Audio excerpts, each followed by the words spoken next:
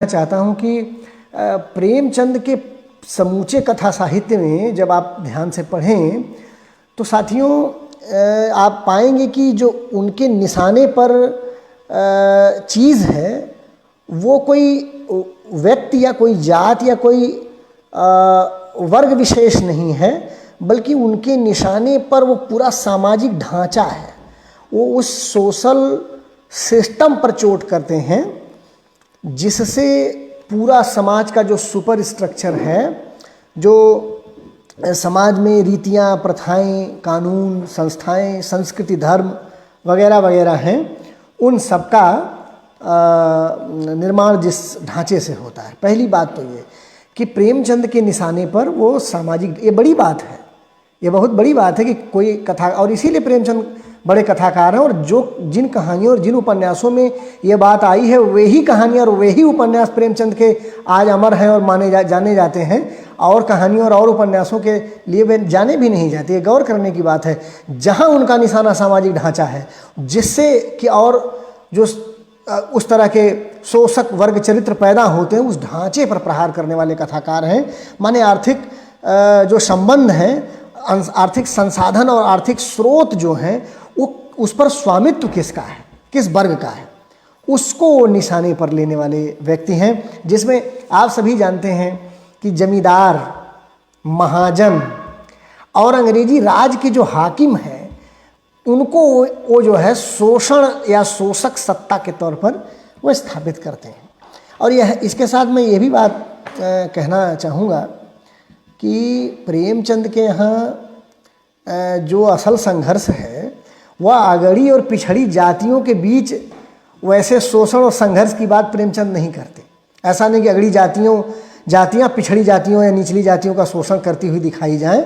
जाति के लेवल पर अगड़ी और पिछड़ी के संघर्ष प्रेमचंद के कथा साहित्य में बहुत कम है। माने वो मुख्य नहीं है, वह आ गए हैं, कई जगहों पर आते हैं दूसरे रूप में, लेकिन जो मुख्य बात है वह दरअसल वो जो वर्ग चरित्र है, माने हाकिमों का वर्ग, जमींदारों का वर्ग, महाजनों का वर्ग, उसका जो आर्थिक संसाधन और आर्थिक स्रोतों से च्युत वर्ग है, उससे रहित वर्ग है, जो समाज बहिष्कृत वर्ग है, उससे उसके संघर्ष की कथा प्रेमचंद का साहित्य कहता है।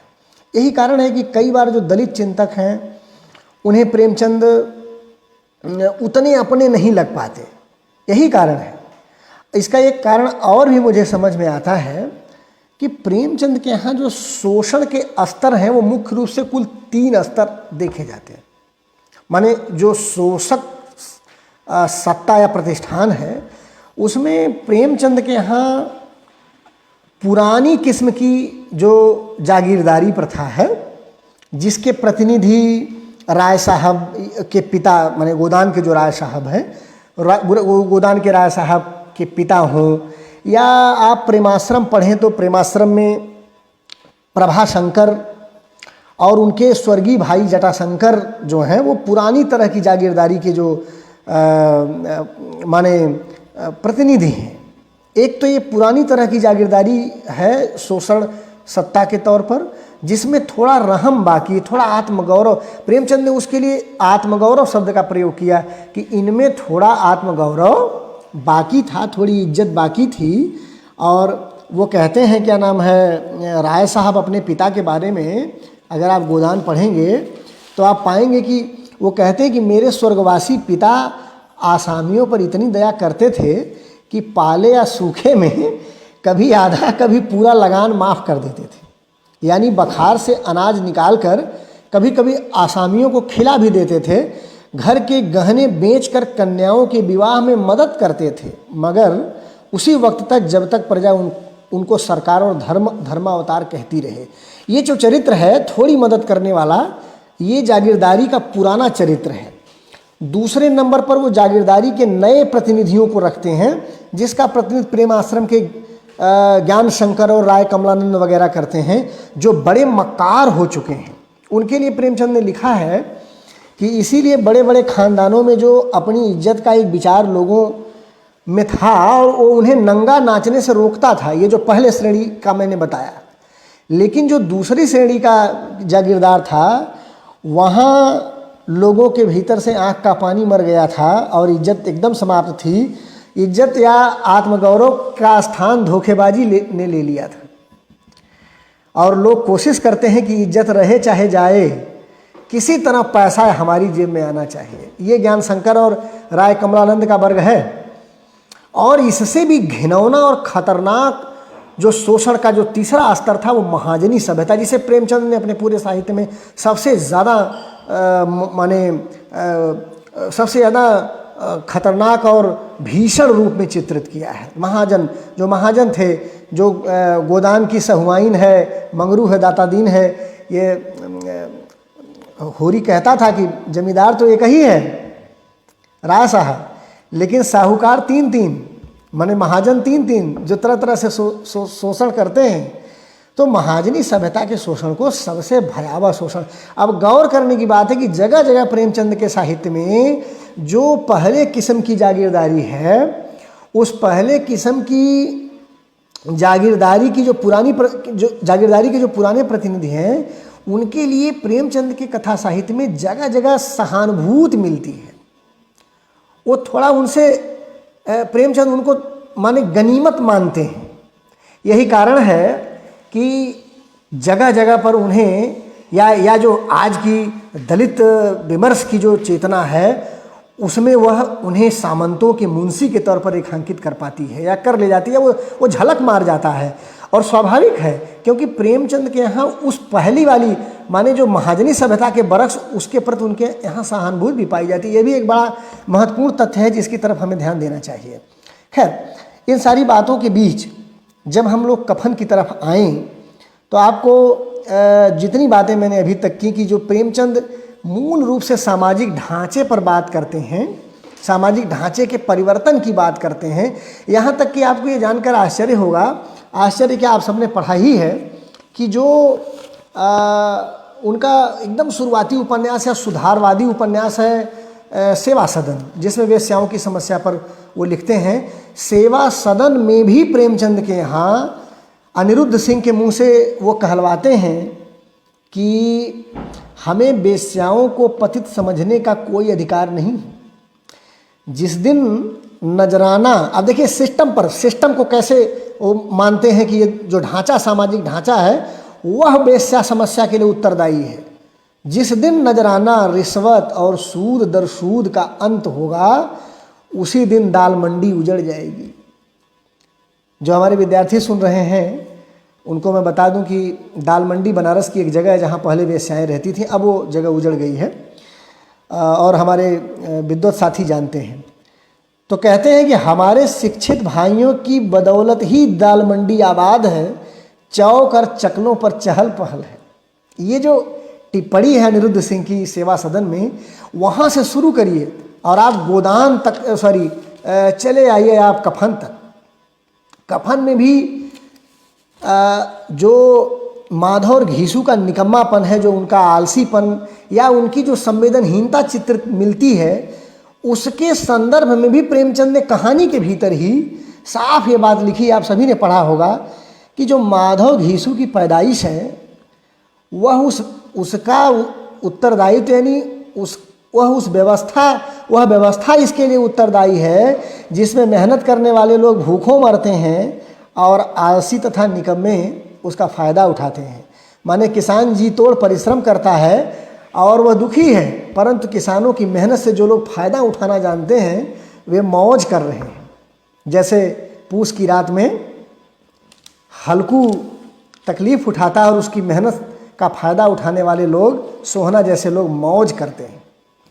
तो ये आप देखेंगे कि उनके यहाँ कफन कहानी में भी उस व्यवस्था पर चोट की गई है और ये देखने की कोशिश की गई जो समाज का स्ट्रक्चर है, उसी से उसका सुपर स्ट्रक्चर डेवलप होता है।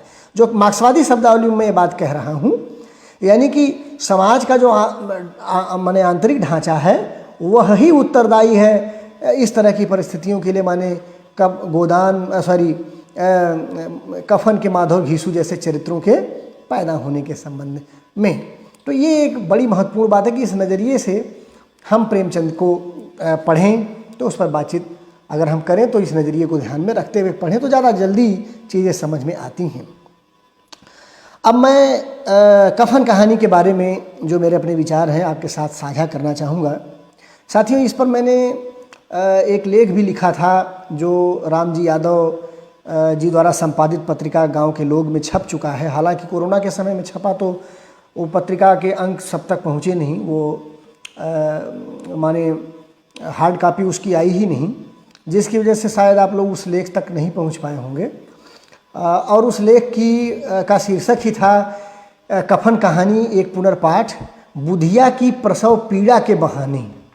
माने बुधिया की प्रसव पीड़ा के बहाने गौर करने की बात यह है कि दलित विमर्श के नज़रिए से या सामंतवाद और महाजनी सभ्यता के क्रिटिक के नज़रिए से यह कहानी खूब पढ़ाई गई। यहाँ तक कि आधुनिकता बोध के जो दुष्परिणाम हैं, बच्चन सिंह ने उसको डीह्यूमनाइजेशन कहा, आधुनिकता बोध की कोख से पैदा हुआ। इन सारे परिप्रेक्ष्यों से ये कहानी पढ़ी गई, लेकिन स्त्री के नज़रिए से कफन कहानी को मैंने तो नहीं देखा है कि किसी ने पढ़ा है। संभवतः ये मेरे अध्ययन की सीमा है, किंतु अगर पढ़ा है तो वो बहुत बहुचर्चित या बहुप्रचलित नहीं हो सका है वो विमर्श। तो इस कहानी को मैंने बुधिया के नज़रिए से पढ़ने की कोशिश की है, और आप गौर करेंगे तो आप पाएंगे कि बुधिया भी उसी व्यवस्था के भीतर है, जिस व्यवस्था, जिस महाजनी सभ्यता, जिस पूंजीवाद, जिस तरह के सामाजिक ढांचे की उपज माधव और घीसू हैं, और वे निकम्मे हो जाते हैं, वे कामचोर हो जाते हैं, वे संवेदनहीन हो जाते हैं। लेकिन आखिर बुधिया ऐसा क्यों नहीं होती, ये बड़ा सवाल है। और गौर करने की बात यह भी है कि कफन कहानी में साथियों बुधिया शुरू में ही मर जाती है। माने बुधिया कहीं नहीं जिंदा हो तो कहानी में आगे शुरुआत में छटपटाते हुए दिखाई जाती, उसके बाद ठंडी पड़ जाती है। माने पूरी कहानी में वो अपने अनुपस्थिति में भी उपस्थित है, उसी के इर्द गिर्द पूरी कहानी है। लेकिन इस पर हिंदी आलोचना में बहुत कम अथवा नहीं बातचीत की गई, तो मैं आपको इस संदर्भ से जोड़ूंगा और इसके तमाम परिप्रेक्ष्यों की तरफ आपको ले चलूँगा। और चूंकि मैंने वो लेख व्यवस्थित ढंग से लिखा है, तो मैं उन हिस्सों को पढ़ते हुए आपसे बातचीत करूँगा, जिससे कि मेरी बात ठीक ढंग से आप तक पहुँच सके, नहीं तो ज़्यादा चीज़ें बिखरेंगी, वक्त ज़्यादा ज़ाया होगा। तो दोस्तों, अगर आप सपाट तौर पर देखें तो कफन कहानी एक ऐसी सामाजिक व्यवस्था की कहानी लगती है या दिखाई पड़ती है, और है भी, कि यह ऐसी व्यवस्था के खिलाफ है जो आदमी में श्रम के प्रति हतोत्साह पैदा कर दे। माने आदमी काम करते करते अब नहीं करेंगे कि मुद्रा में चला जाए, और माने श्रम की सार्थकता या श्रम का फल जब अनुपलब्ध रहने लगे। जब हम लोग एमए करते थे तो डॉक्टर भूरेलाल इलाहाबाद विश्वविद्यालय में दलित चिंतक और विचारक और अध्यापक हैं, वे अक्सर गीता के उस कर्मयोग की आलोचना करते हुए कहते थे कि कर्मणे वाधिकारस्ते माँ फलेषु कदाचन वाले माने श्लोक की वो व्याख्या करते थे कि कर्म करो, फल की इच्छा मत करो, कर्म फल मैं दूंगा, ये प्रभु वर्ग कहता है। मजदूरी काम हम करें, मजदूरी दूसरा कोई तय करे, ये इससे शोषणकारी व्यवस्था क्या हो सकती है। और इस बात को लेकर रामस्वरूप चतुर्वेदी ने बहुत बढ़िया बात लिखी कि गीता के कर्मयोग की कितनी प्रशस्त व्याख्या जयशंकर प्रसाद कामायनी में करते हैं कि कर्म का भोग, भोग का कर्म, यही जड़ का चेतन आनंद। माने कर्म कब तक एक मनुष्य कर सकता है, कर्म तभी आप कर पाएंगे, कर्म के लिए तभी प्रेरित हो पाएंगे जब आपको कर्म का फल मिले। माने भोग का भी अधिकार आपको हो, उत्पादन का हिस्सा आपको मिले, उस डिस्ट्रीब्यूशन में आपका भी बखरा होना चाहिए। प्रसाद ने बात कही कि कर्म का भोग, माने भोग अगर नहीं मिल रहा है तो कब तक आप कर्म करेंगे। कर्म के प्रति अरुचि होना स्वाभाविक है, जो हल्कू में हुई, जो माधव घीसू में हुई। हम सभी जानते हैं साथियों कि इस कहानी को पढ़ते हुए पूस की रात कहानी याद आती है और मुझे ऐसा लगता है कि कफन पूस की रात का अग्रिम पड़ाव है। वह कैसे? यह काम के प्रति हतोत्साह हल्कू के यहाँ भी उभर चुका है और रही सही कसर माधव घीसू की कामचोरी और निकम्मेपन में पूरी हो जाती है। लक्ष्य करने वाली बात यह है कि पूस की रात में भी हल्कू की शिथिलता और उभरती हुई अकर्मण्यता के बीच उसकी घर गृहस्थी की जो फिक्र है वह लेकर उसकी पत्नी मुन्नी खड़ी होती है और चिंतित होती है और कहती है कि लगता है कि मजदूरी करके ही मालगुजारी भरनी पड़ेगी। और कफन कहानी में भी माधव घीसू की परजीविता और निकम्मेपन का पूरा बोझ और गृहस्थी की पूरा बोझ वही भारतीय स्त्री बुधिया उठाती है। ये जो बुधिया और मुन्नी का पहलू है इसको आप जरा जोड़ कर पढ़ें तो साथियों ये बड़ा महत्वपूर्ण है। मुन्नी और बुधिया उन तमाम ग्रामीण भारतीय स्त्रियों का टाइप हैं जो पुरुष प्रधान सामंती समाज का हर जुल्म सितम सहकर गृहस्थी में खुद को खपा देती हैं और फिर भी उनका सामाजिक आर्थिक योगदान गिनती के लायक नहीं समझा जाता और न तो अब तक समझा गया।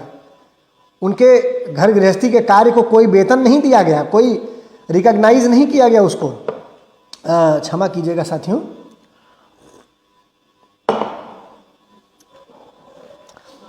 कफन कहानी को बुधिया के प्रसव पीड़ा के परिप्रेक्ष्य से पढ़ा जाना अभी बाकी है या बहुत कम उसको पढ़ा गया।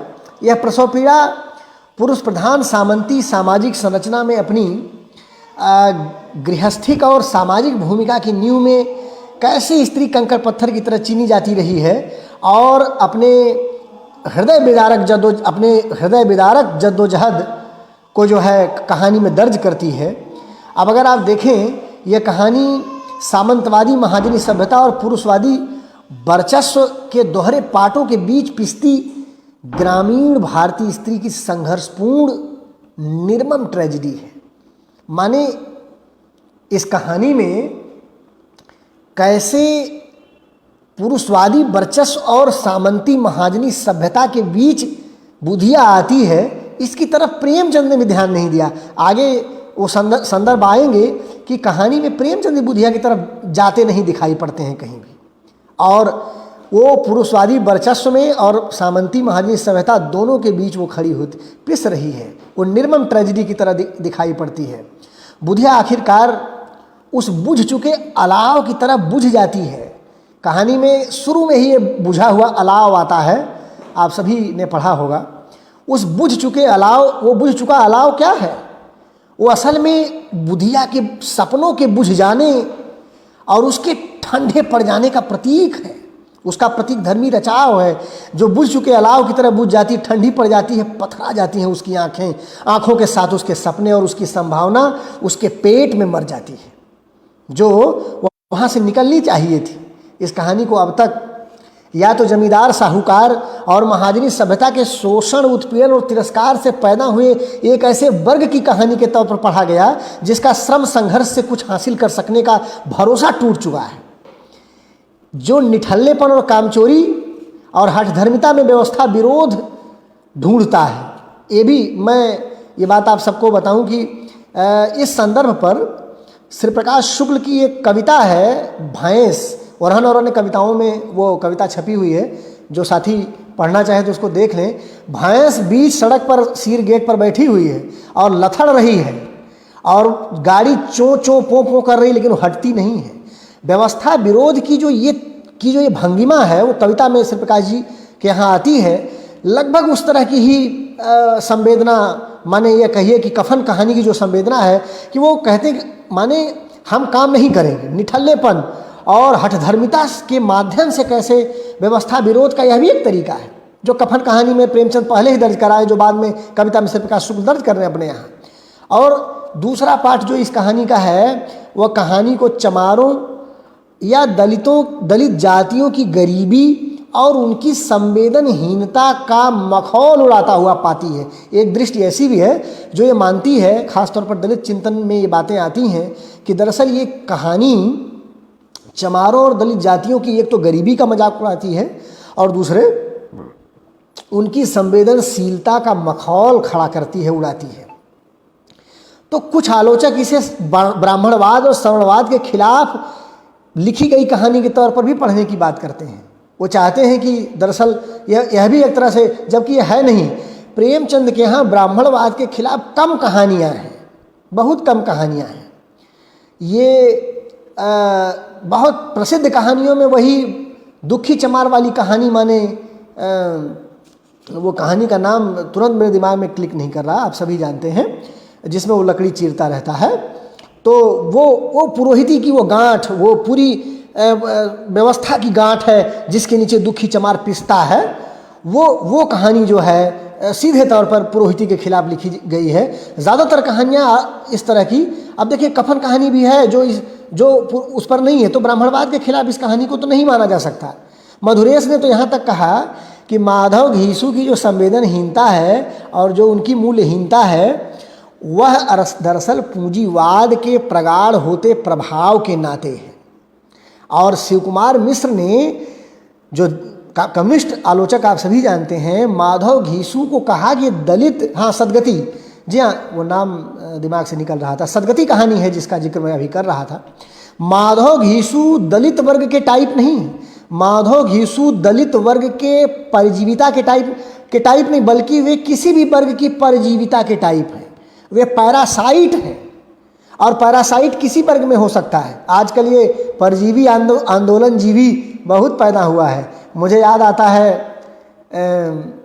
एक जगह जो है गोदान में मेहता ने शायद कहा राय साहब को कि राय साहब, जितनी अक्ल आपकी जीभ में है, काश कि उतनी अक्ल आपके मस्तिष्क में होती।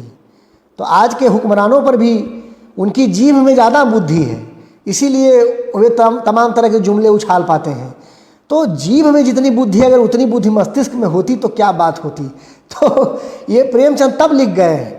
अब आप देखें कि ये कह रहे हैं कि माधव घीसू दलित वर्ग के टाइप नहीं, माधव घीसू दरअसल परजीविता के टाइप है। वो कोई भी हो सकता है, ये शिव कुमार जी का मानना है। और वो कहते हैं कि यो जो कहानी में दुख दर्द आता है दलितों का, वो एक यूटोपिया है, वो यथार्थ नहीं हो सकता।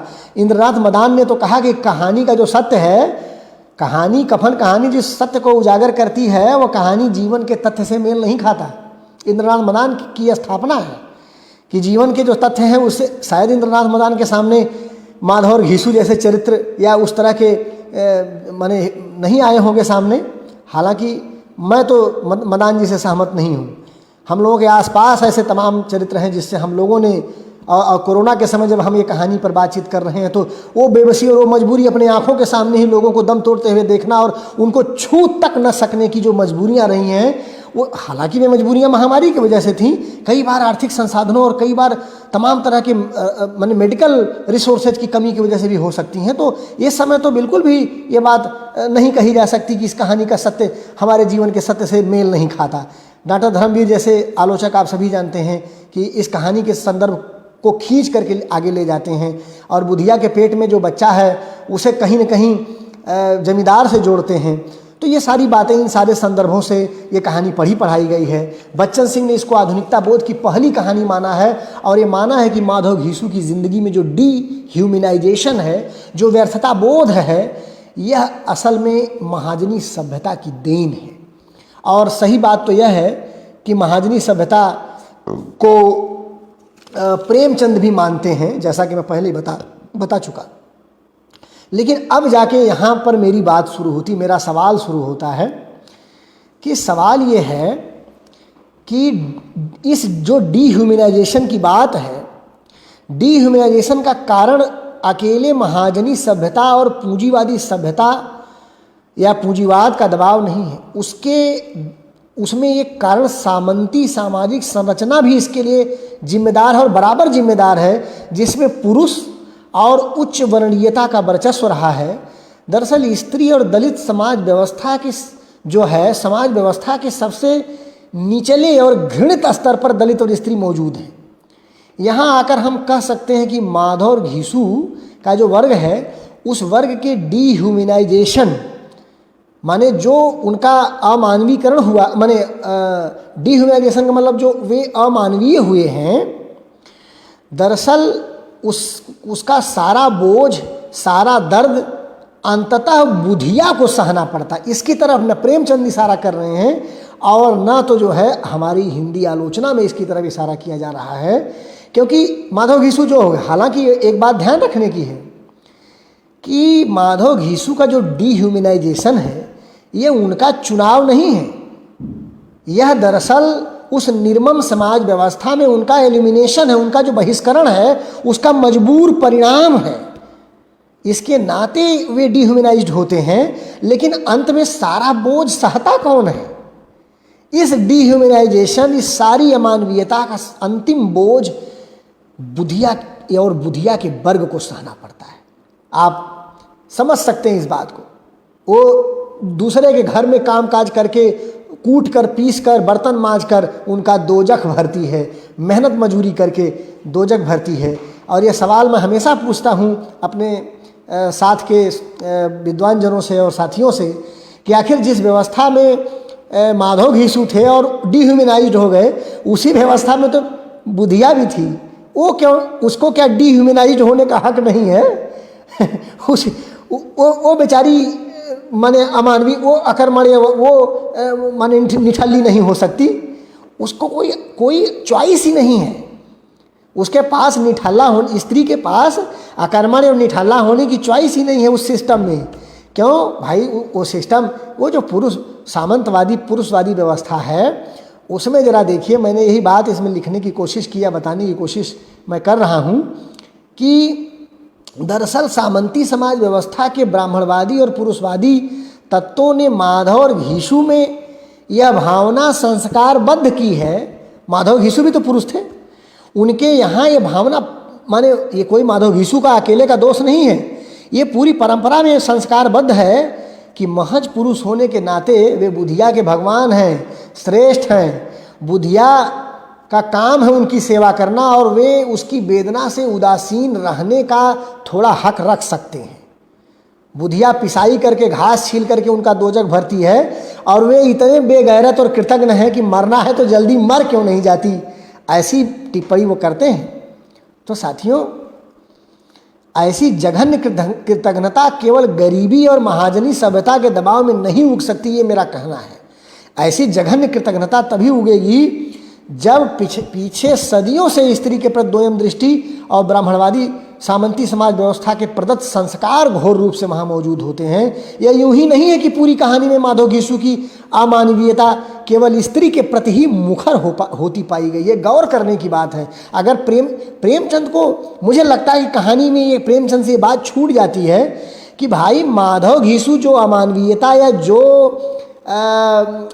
माने एक तरह से उसके प्रति जो व्यवहार दिखाते हैं कि जाने दीजिए, उसको उठकर देखने नहीं जाते, अगर ये विरोध, यानी इस तरह का विरोध वो व्यवस्था के खिलाफ भी लेते दिखाई पड़ते, व्यवस्था के प्रति उनके मन में घृणा तो है, लेकिन व्यवस्था के प्रति वो कोई एक्शन लेने की स्थिति में अब नहीं बच पाए, पर बुधिया के प्रति वे कुछ करने की स्थिति में भी नहीं है। हालांकि बात कहानी में आती है कि उनके पास संसाधन होता तो शायद वो उनके लिए दवा दारू करते, ये है बात, किंतु बावजूद इसके वे जितना बुधिया के प्रति जो है मुखर हैं, उतना समाज और कहीं उनकी मुखरता, कहीं कोई बातचीत करते पाए नहीं जाएंगे।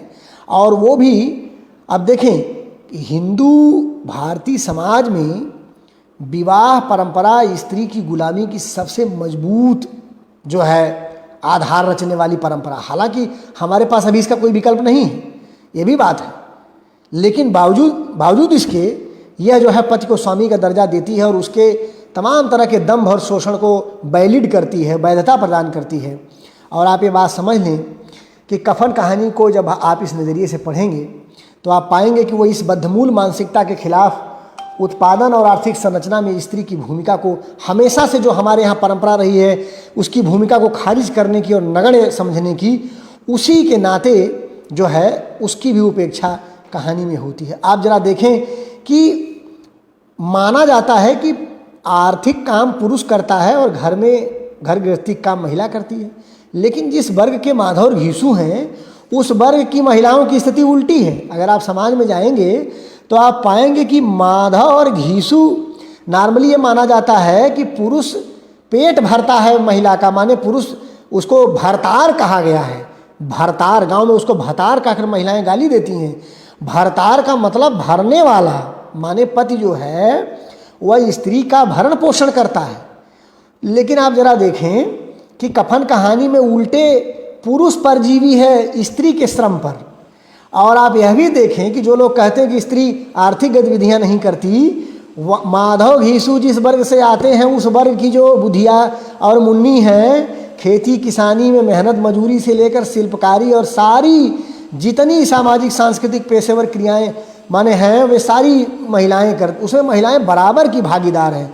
धोबी, नाई, कोयली, कुम्हार, खटी, गहीर, धरिकार, इन जितनी जातियों का मैं नाम ले पा रहा हूँ, सारी जातियों की महिलाएं कपड़ा धोने से, पानी भरने से लेकर मिट्टी के बर्तन बनाने, बांस की शिल्पकारी करने और तमाम तरह का शादी ब्याह, जन्म मरण, गीत गौनई, कथा पूजा, सब चीज़ों में माने सांस्कृतिक चीज़ों में भी पूरी तरह वह पुरुष के साथ, बल्कि कई बार तो आगे बढ़कर, कदम से कदम मिलाकर आगे बढ़कर वो काम करती हैं। आगे बढ़कर उन्होंने अपना श्रम दान किया और अपनी माने खेत में, खेती किसानी में भी बराबर का भाग है, कुटाई पिसाई, निराई गुड़ाई, सब कुछ, पशुओं की सानी पानी घर आकर करना। तो मेरे कहने का कुल मिलाकर उसी में बूढ़ पुरनिया को संभालना, उसी में बच्चे को संभालना, है ना, इन सारी चीज़ों को संभालते संभालते हुए अपने को पहचानना भूल जाती हैं और कब रात हुई कब भोर कुछ पता नहीं चलता। हम लोगों ने खुद अपनी माँ को सुबह से अपने से पहले पता नहीं कब की वो जगी रहती हैं और हम लोग सो जाते हैं तब पता नहीं कब वो सोती थीं, ये आप खुद देखा है। तो स्त्री के श्रम को उसके कैसे कहा जा सकता है कि स्त्री का आर्थिक जो है योगदान नहीं रहा है, लेकिन हमारे समाज ने उसके योगदान को कभी वैल्यूएट नहीं किया, वैल्यूएट करने की कोई जहमत भी नहीं उठाई। तो अब तो लड़कियां नौकरी करने लगी हैं, हम सभी जानते हैं, और खूब अच्छे से नौकरी कर रही हैं, लेकिन वहाँ भी शोषण का स्वरूप भले बदल गया हो, उनके माने वर्किंग प्लेस से लेकर हर जगह जो है शोषण का स्वरूप भले बदला है, लेकिन शोषण मुसलसल जारी है। तो कुल मिला जुलाकर मैं यहाँ पर ये कहना चाह रहा हूँ कि पुरुष के, आप अपने समाज का अगर विश्लेषण करें तो आप पाएंगे कि पुरुष में एक खास तरह की ये पुरुषवादी मानसिकता आज भी हमारे गांव में, और हम सभी जानते हैं कि सामंतवाद के अड्डे हैं हमारे गांव। ये बात मैं कोई नई नहीं, तमाम पुराने लोग इसको कह चुके हैं कि जो है गांव हमारे सामंतवाद के अड्डे हैं। तो साथियों, वहाँ पर मुसलसल ये मानसिकता अभी जारी है, बराबर जारी है। स्त्री को जोरू का गुलाम माने जैसे जुमलों से पुरुष बचता है। मैंने ये खुद देखा है कि ग्रामीण पुरुष अक्सर आड़ में जब अपनी पत्नी से बातचीत करता है तो उसकी खुशामद करता है, करते हुए सुनाई पड़ेगा, हो कह के बुलाता है। लेकिन जब वो सबके सामने, परिवार वालों के सामने और लोगों के सामने बातचीत करेगा अपनी पत्नी से, तो अक्सर वह रे कहकर उसको बुलाना पसंद करता है। उसमें उसका पुरुषत्व और उसको लगता है कि समाज में ये मैसेज जाना चाहिए कि मेरी पत्नी मेरे बस में है और मैं जैसे चाहूँ उसको कह सकता हूँ, कोई दिक्कत नहीं है।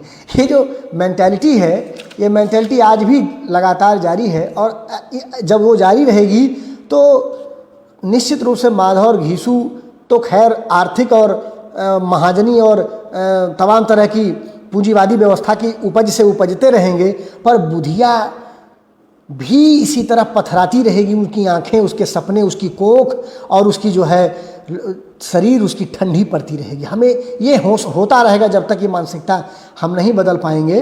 कितनी ही बार आप देखते होंगे कि पति जो है शराब पी कर आता है और जो है बिस्तर पर पेशाब करता है, उल्टियाँ करता है, और पत्नी जिंदगी भर वो धोती है, सी तक नहीं करती, उलाहना तक नहीं देती।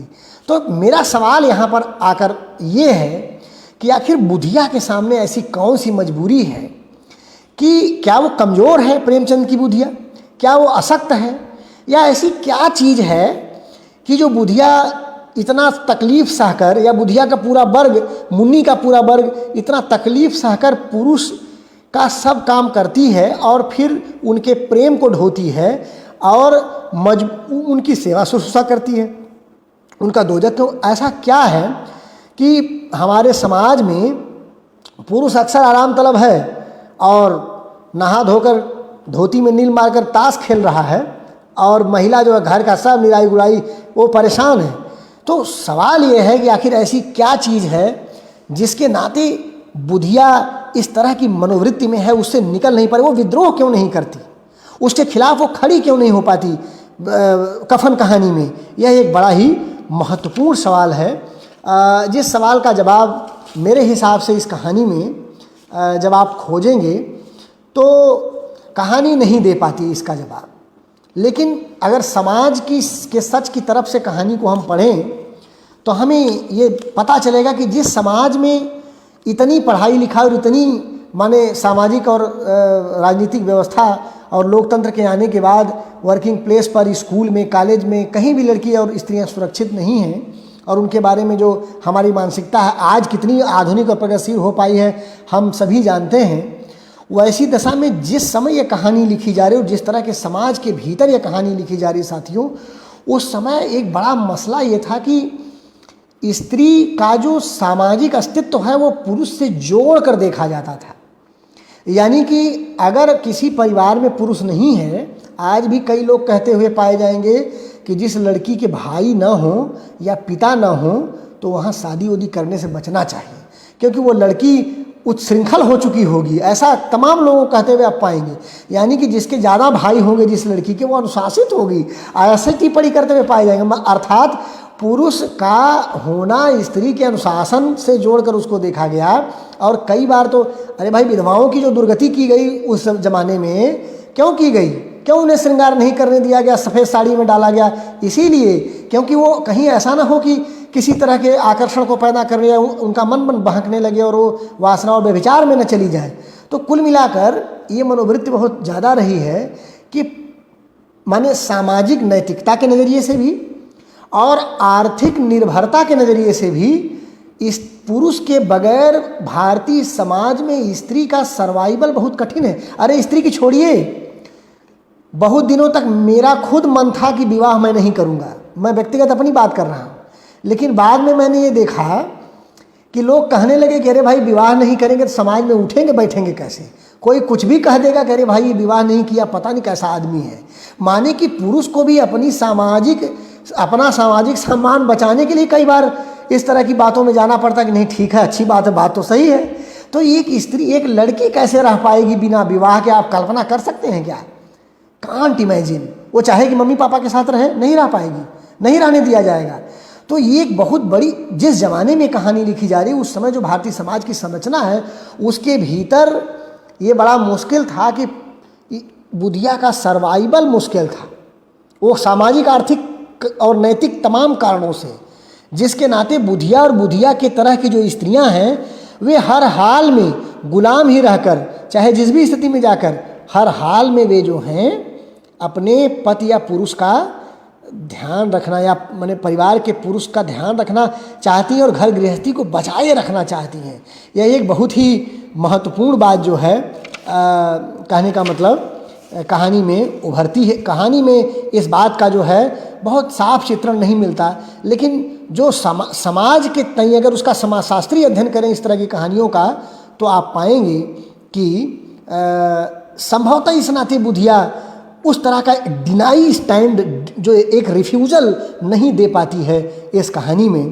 तो मित्रों, मैं अपनी बातचीत को अंतिम जो है उसकी तरफ ले जा रहा हूँ और मैं ये आपके सामने अंतिम रूप से ये बात कहना चाहूँगा कि इस पूरे परिदृश्य में अगर जो है एक मैं गोदान का कोट पढ़ना कफन का एक कोट पढ़ना चाहता हूँ कि जो व्यवस्था में बुधिया के वर्ग का डिस्क्रिमिनेशन है, माने माधव और घीसू महाजनी सभ्यता के शोषण से उपजे वर्ग थे, तो बुधिया और मुन्नी उस यातना और व्यवस्था के दंश से मुक्त कैसे हो सकती हैं और वे मनुष्य कैसे बची रह सकती हैं? भाई उनको भी उसी तरह डिह्यूमनाइज्ड होना चाहिए था। दूसरा प्रश्न तो यह, इस प्रश्न से टकराएं और कुछ और प्रश्न इसके साथ जोड़ें तो हम यह देखेंगे कि कहानी में एक जगह आता है कि बुधिया अपार वेदना से संघर्ष कर रही है, दूसरी तरफ गेणुरियाँ मारे अजगर की तरह माधव और घीसू नींद में पड़े हैं। गेणुरियाँ मारे अजगर, ये गौर करने की बात है।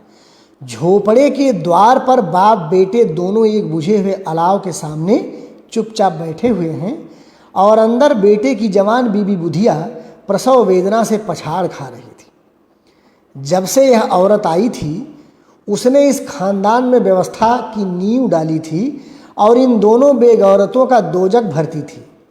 जब से वह आई यह दोनों और भी आराम तलब हो गए थे, बल्कि कुछ अकड़ने भी लगे थे।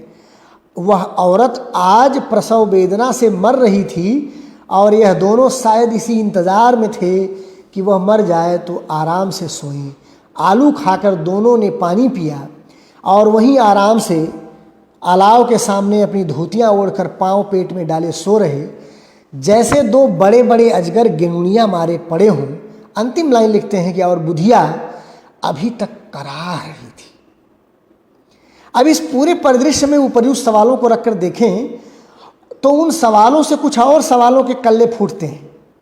सवाल यह है कि ऐसे बेगैरतों का दोजख वह क्यों भरती रही, हर अपमान और यातना सहकर चुपचाप।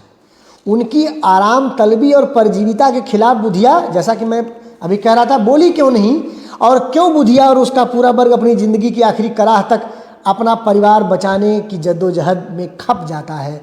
इन सवालों के साथ, और जहां उसकी किसी भी प्रकार की अस्मिता को कभी कोई आकार नहीं मिल पाता, संभवतः जो अस्मिता की चाह है उसकी कोख में मरे हुए बच्चे की तरह खत्म हो जाती है। ये जो सवाल हैं, इन सवालों के साथ जो है मैं आपको छोड़ रहा हूँ और मैं अंत में अपनी बात समाप्त करते हुए कहना चाहूँगा कि इस पूरे सिस्टम का, जिस सिस्टम की उपज है माधव और घीसू, उसका जो फाइनल विक्टिम है वो बुधिया और बुधिया का वर्ग है। इसीलिए शराब चाहे कोई पिए, लेकिन अंतिम में माने पुरुष पीता है, लेकिन स्त्री और परिवार और बच्चे परेशान हो जाते हैं। माने उसका जो फाइनल विक्टिम है बुधिया, उस पर कोई बातचीत नहीं की गई। बुधिया असल में उस सामाजिक संरचना को फेस करती है जहाँ पुरुष के बिना स्त्री की न तो कोई हैसियत है और न तो कोई अस्मिता।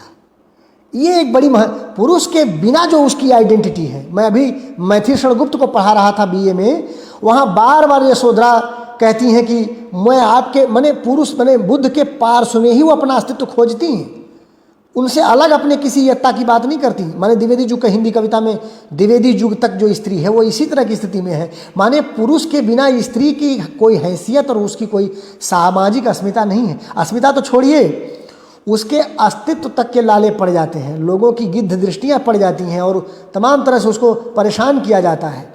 ऐसी सामाजिक हालत में पुरुष विहीन स्त्री का सोशल सर्वाइवल बेहद मुश्किल।